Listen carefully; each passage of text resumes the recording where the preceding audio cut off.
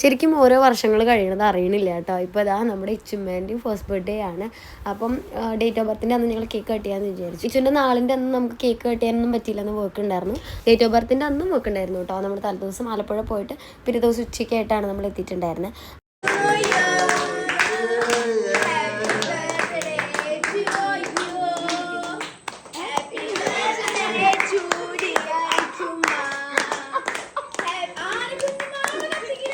Cake നമ്മുടെ സൂര്യേച്ചി തന്നെയാണ് കേട്ടോ ഉണ്ടാക്കി തന്നത്. എല്ലാവരും കണ്ടപ്പോൾ ഞെട്ടിപ്പോയി. നല്ല രസമുണ്ടായിരുന്നു. കുഞ്ഞു കുഞ്ഞു ലൈറ്റ്സ് ഒക്കെ വെച്ചിട്ട് നല്ല ഭംഗിയുണ്ടായിരുന്നു കേട്ടോ കാണാൻ. നമ്മളങ്ങനെ ഒരുപാട് പേരൊന്നും ഉണ്ടായിരുന്നില്ല.